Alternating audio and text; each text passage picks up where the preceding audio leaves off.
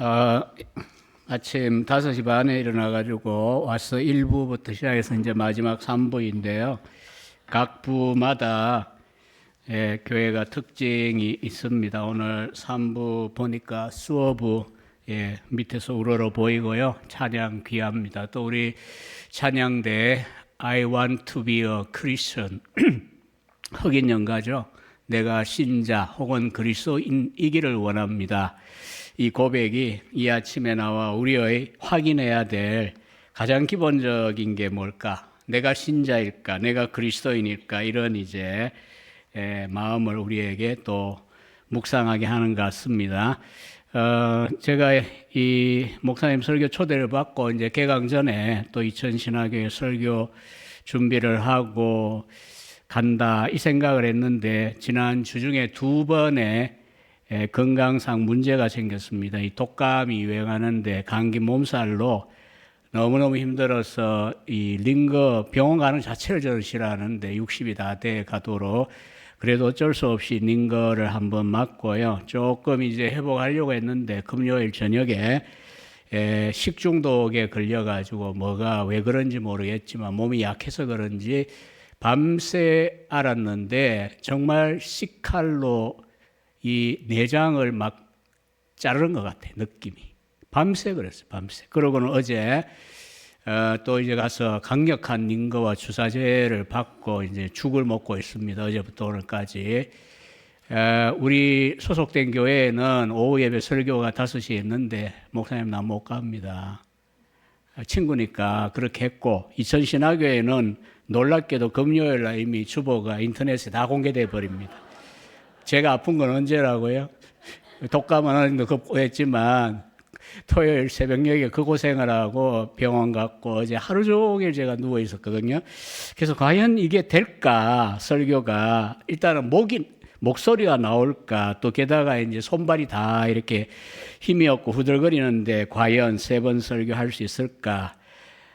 목사님은 그 이야기를 제가 일부러 안 했습니다. 그러면 당장 뭐 어떻게라도 하실 거라서 괜히 부담 드릴 것 같아서 이 이야기를 제가 오늘 아침에 동무들한테도 공개를 했습니다. 딱 와야 되는 거고 와서 이제 제가 이제 3부까지 오면서 간절히 바라고 기대했던 것은 하나님의 말씀이 역사하는 공동체의 용광로잖아요. 뭐 불의 온도는 다르게 느낄 수 있지만 그러면 이제 참여하는 이 사역자도 동일하게 은혜를 누릴 수가 있어요. 1892년에 소천했어요. 58세 영국 런던에 마이크 없던 시절이에요. 10,000명이 넘는 메트로폴리탄 그 교회 성도들에게 늘 주일날 열변을 토했던 설교자가 있죠. 찰스 스펄전입니다. 지금은 이제 통제가 되지만 당시는 이제 이 통풍이 이 통제가 잘 안 됐어요. 그래서 굉장히 고통을 많이 겪었는데, 그러나 이제 아파서 강단에 올라갈 힘이 없는데 이제 올라가서 이제 땀 범벅이 돼서 설교하는 중에 내려오다 보면 그 사이에 하나님의 말씀의 은혜로 치유를 받고 내려오는 이런 이제 이야기를 했어요. 그래서 제가 또 나이는 먹어도 순진하기 때문에 하나님 오늘 그런 은혜를 좀 주십시오. 땀까지는 안 흘리겠지만 바로 서서 바르게 말하고 끝을 낼 수 있게 해달라고 했는데 감사하게도 1부보다 2부가 목소리가 좀 힘있고 지금이 조금 더 이제 안정적이 된 것 같습니다. 제가 이 조나 에드워즈 목사님의 성경론을 전공했는데요. 박사 논문으로 뭐 출판도 되어 있고 많이들 읽어주셨어요. 이 에드워즈를 제가 목회하는 중에 공부했던 이유는 이제 부흥의 시대에 이분이 쓰임을 받았기 때문입니다. 신학자, 철학자기도 하지만 또한 이분은 목회자였기 때문에 목회하는 저에게는 상당히 좋은 그 모델이 될 것 같았어요. 그래서 이분 목회 현장에 일어난 이야기로 제가 시작을 하겠습니다. 1734년, 35년에 그가 목회했던 매사추세츠주 노샘프턴이라고 하는 마을에 한 1,300여 명 삽니다. 성인들은 시골 마을이죠. 보스턴에서 한 160km 떨어져 있는 시골 마을인데 하나님의 강력한 성령의 임재가 나타났어요. 뭐 경건한 목사기도 하고 말씀을 잘 전하는 설교자기도 한데, 그러나 성령이 오고 가고는 우리가 결정을 못해요. 우리는 사모하는 거지. 성령이 임하는 것, 그리고 강하게 역사하시는 부흥과 같은 리바이벌과 같은 것은 그분의 주권적인 사역입니다. 그래서 얼마나 강력하냐 하면 결혼식장 가서도 사람들이 신부가 어쩌고 신라 이야기할 여유가 없어요. 신앙에 대한 이야기합니다. 천국에 대한 이야기합니다. 그건 절대로 시켜가 되는 게 아닙니다. 그만큼 이제 이게 신앙에 열정이 생겼기 때문이죠. 그래서 하나님의 임재가 심지어는 노샘부터 동네에 가득해 보였다고 고백합니다. 마을에 그처럼 하나님의 사랑과 기쁨, 고뇌로 가득 찬 적이 없었다고 말하고요. 집집마다 하나님이 임재하신 놀라운 표시가 있었다고 말합니다. 그래서 가족들 가운데 구원이 임해서 놀라고 기뻐하고, 또 이제 계속 고집 부리고 있는 가족들 때문에 먼저 구원받은 자들이 울고 하는 이런 복합 현상이 나타났고요. 또 이제 예배당에 모이니까 뭐 오래된 청교도 사회인데 뭐 익숙하죠, 기독교가. 그러나 이제 성령의 충만한 역사가 있으니 주의 날 모이는 걸 힘씁니다. 사실 우리 홍 목사님은 덜 하신 것 같은데, 목회를 하다 보면 어려운 게 뭐 좋은 일이 있는데, 예배도 그렇지만 기도의 공부다, 모이라라고 말하는 게 참 어려워요. 이 말은 하는데 안 오잖아요. 어쨌든 뭐 성경대학도 이렇게 처음 개설하시면서 추천사도 제가 인터넷에 올라가 있습니다. 우리 교수들 세 사람도 추천을 썼는데 많이들 신청했다는 말씀을 듣고 참 기뻤습니다. 그러나 어쨌든 부흥의 시대는 어떤 일이 벌어지냐 하면, 모이라가 어려운 게 아니고 제발 집에 좀 가시라는 말하기가 목사가 어렵다고 그래요. 그만큼 이제 교회가 은혜의 용광로가 되어 있으니까 이 집회를 잘 안 가려고 한다는 거죠. 아무튼 예배 시간은 생기로 넘쳤고, 목사의 전하는 말을 한마디도 놓치지 않으려고 주의해서 들었고, 설교 들으면서 고뇌하여 울기도 하고, 기쁨과 사랑으로 울기도 했습니다. 찬양도 활기를 띠게 되었습니다. 이제는 정말 전에 없었던 넘치는 마음과 음성으로 노래를 불렀기 때문에 찬양은 실로 즐거운 일이 되었다고 이야기를 합니다. 4살 배기 여자아이도 이런 시대에 회심을 해서 웨스트민스터 소율이 문답을 외우고, 또 그 나이에 뭘 아냐 싶지만, 저는 그래서 목회할 때 영아부, 왜 모르냐, 영아부도 회심해야 된다, 예수 믿고 회심해야 된다, 아담의 자손이다, 그런 이야기 하긴 했는데, 이 아이는 믿지 않는 자기의 사촌이나 또 자매에게 예수 믿어야 된다, 천국 가야 된다, 이런 이야기를 했다고 그래요. 그리고 주일이 빨리 왔으면 좋겠다. 왜? 에드워즈 목사님 설교를 듣고 싶다. 참 4살 배기가 요즘 그러면 정신병원에 데리고 가지 않을까요? 교인들이라도. 농담 반 진담 반이에요. 진짜 그럴 분도 있을지 몰라요. 아니 어린데 뭘 그렇게 하냐고. 저희들이 10대 때에 교회는 아주 삭막한 지방교회였는데, 지방에 있는 우리 중고등부 학생들 한 10여 명 가운데 불이 떨어졌어요. 이게 뭔지 이제 경험 인사하면 아실 거예요. 맹렬히 기도를 했습니다. 맹렬히. 상기도, 철야기도는 기본이고요. 이 중고등학교 때 요즘 그거 돈 주고도 못 만들어냅니다. 그런 현상을.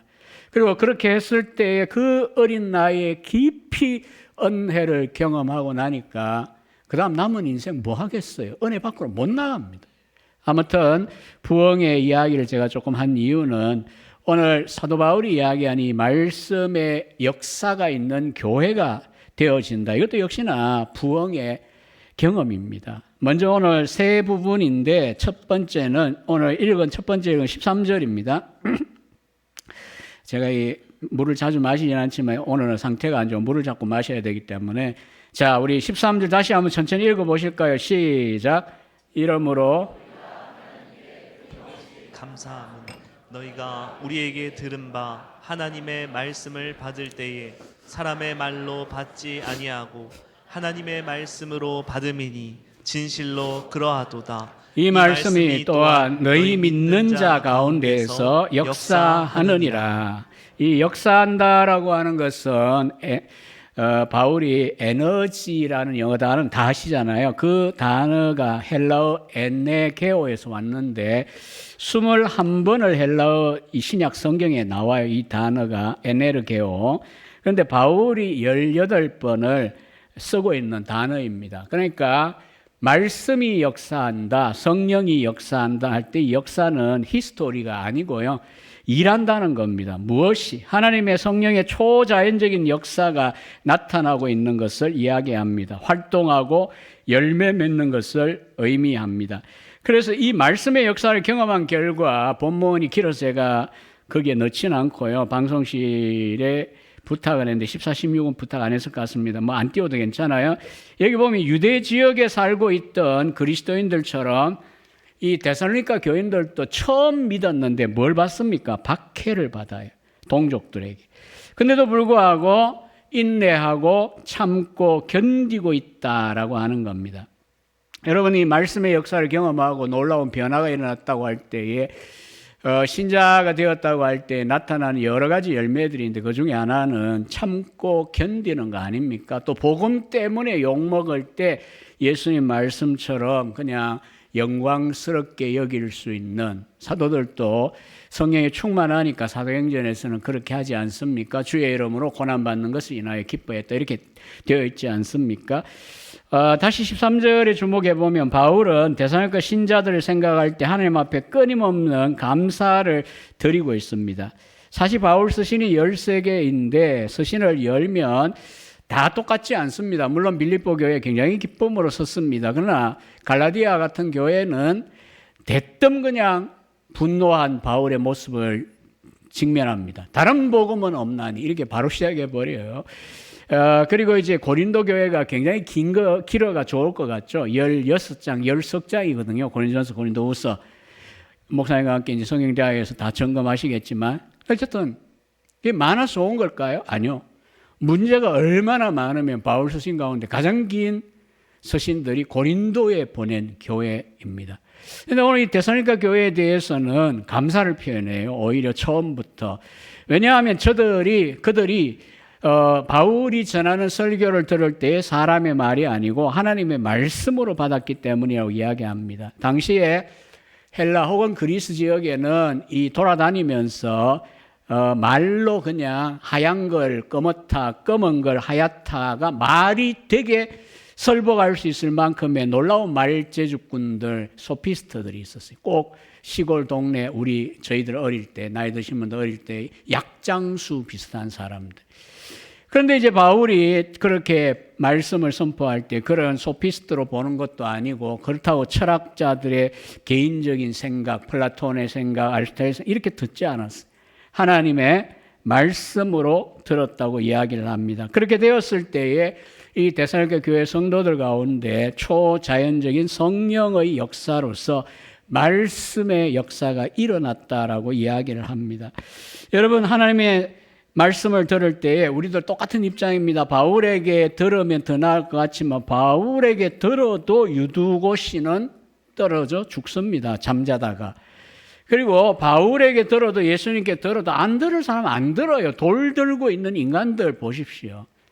그러나 정말 크게 능력이 없어 보이는 설교자라고 해도 말씀을 바르게 선포할 때에 아멘 하고 들을 수 있는 것. 그게 바로 믿음의 자세거든요.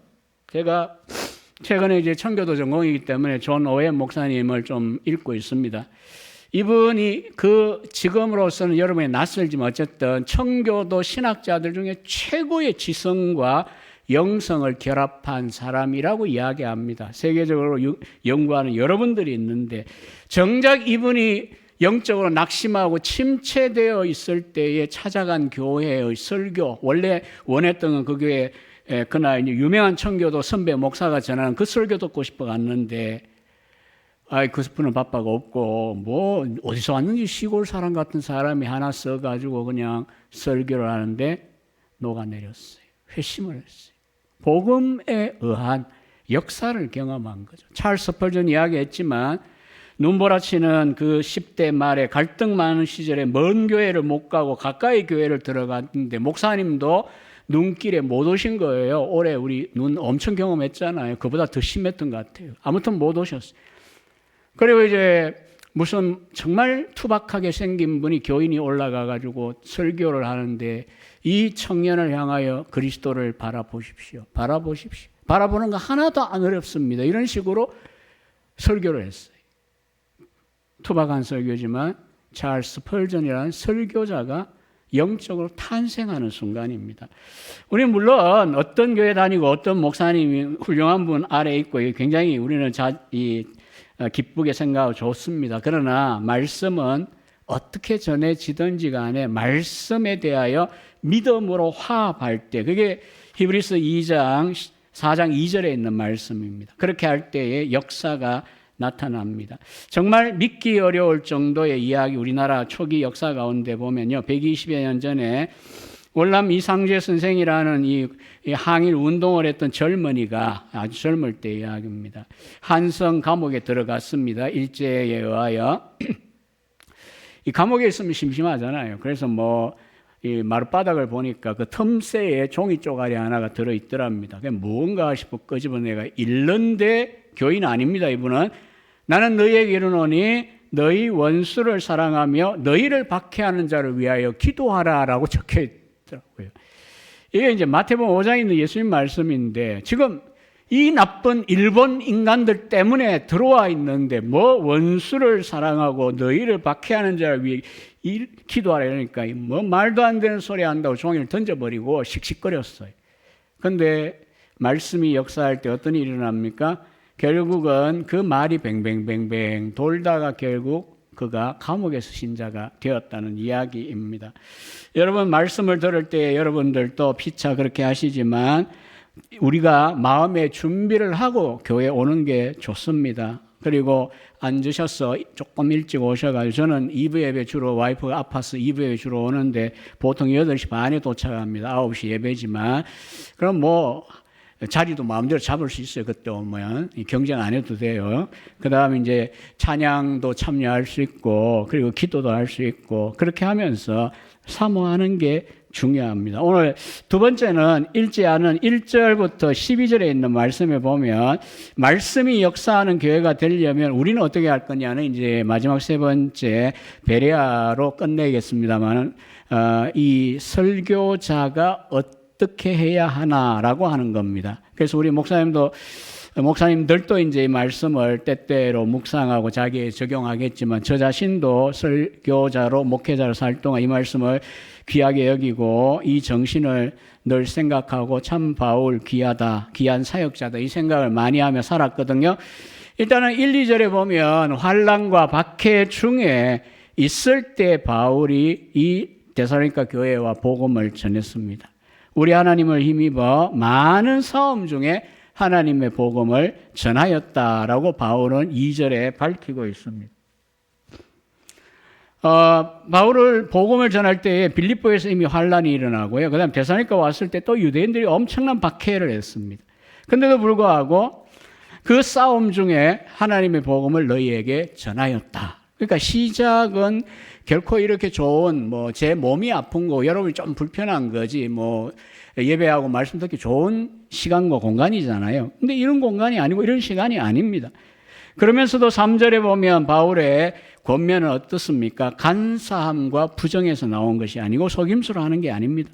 도덕적인 불결함이나 거짓에 의존하는 가르침의 설교자가 아니라는 거죠. 그리고 5절에서는 단적으로 아무 때에도 내가 너희들에게 아첨의 말이나 탐심의 탈을 쓰지 않은 거 하나님이 정언하신다.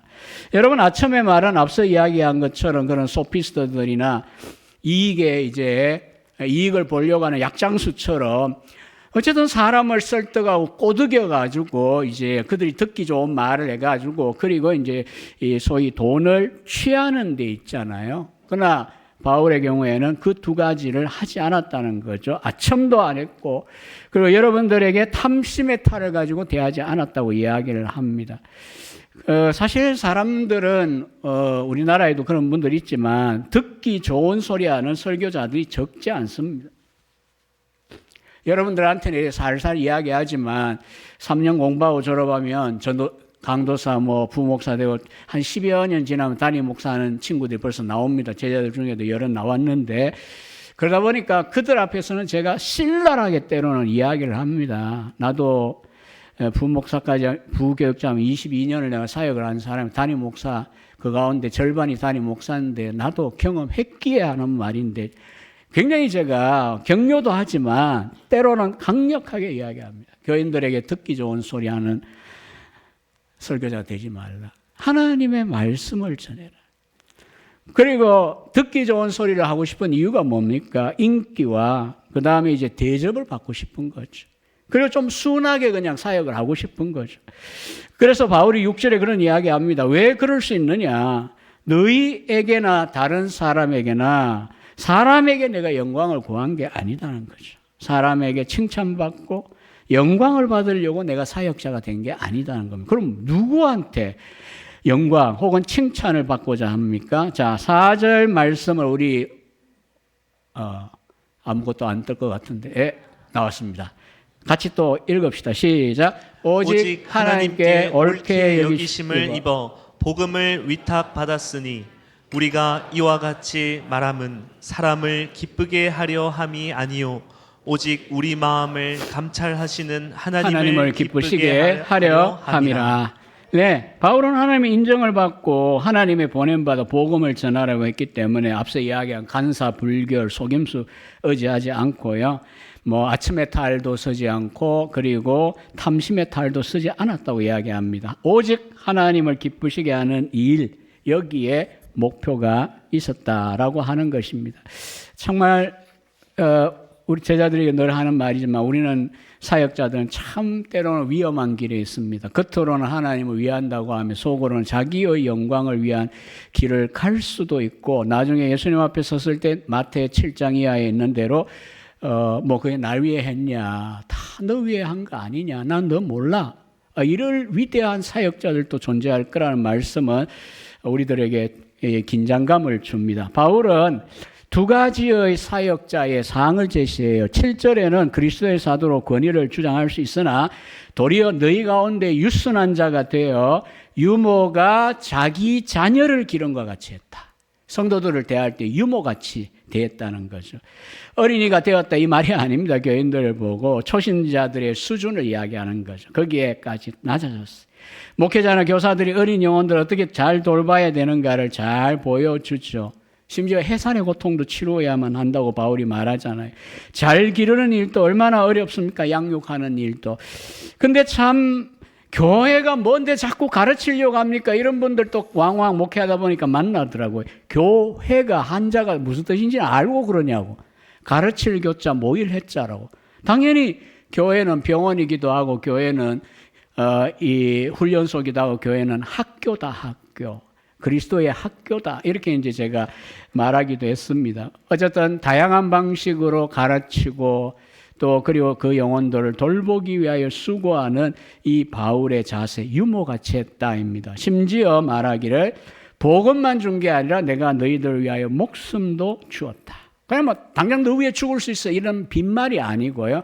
이런 일들을 하다 보면 여러분이 이제 소그룹 리더를 해도 그렇고 뭘 해도 그렇잖아요. 시간이 들고 돈이 들고 애가 쓰이잖아요. 기도한다고 신경도 써야 되고. 그게 내 생명의 일부를 주는 거예요. 그 사람을 위해서.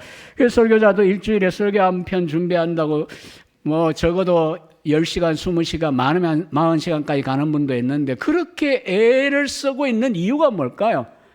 여러분 교인들을 위하여 과연 어떤 하나님의 말씀을 어떻게 잘 전달해야 되냐 이런 자기 생명의 일부, 시간의 일부를 그냥 떼어주는 거거든요. 그 다음에 두 번째 이미지는 아버지입니다. 11절 12절에 있어요. 우리 너희 각 사람에게 아버지가 자기 자녀에게 하듯이 아버지래요. 자기래.